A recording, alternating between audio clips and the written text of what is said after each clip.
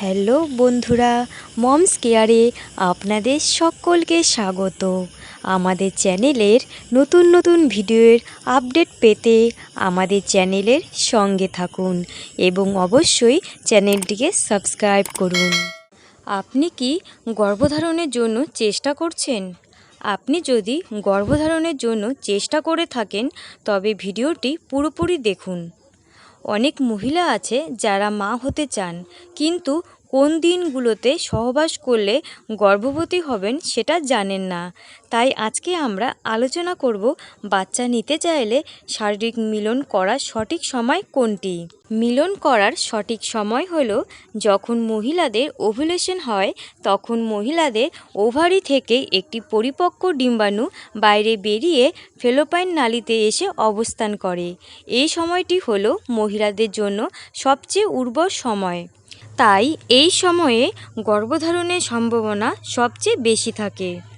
যখন মহিলাদের ওভুলেশন অর্থাৎ ডিম্বস্ফুটন হয়, তার 3 থেকে 4 দিন আগে থেকে সহবাস শুরু করে ডিম্বস্ফুটন হওয়ার 3 থেকে 4 দিন পর পর্যন্ত সহবাস করতে হবে।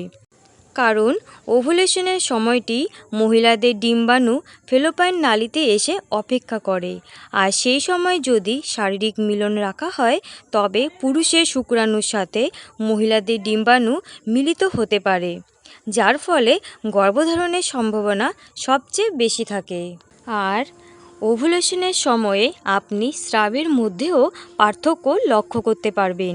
যখন মহিলাদের ওভুলেশন হয় তখন যোনি থেকে স্বচ্ছ সাদা ডিমের সাদা অংশের মতো স্রাব বাইরে নির্গত হয়, যা টানলে সহজেই লম্বা হয়।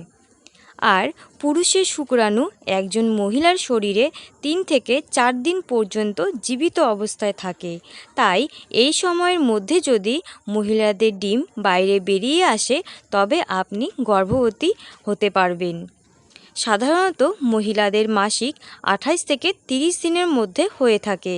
তাই মাসিক শুরুর দিন থেকে হিসেব শুরু করে মাসিকের 10তম দিন থেকে 20তম দিন পর্যন্ত একদিন বাদে বাদে মিলিত হবেন।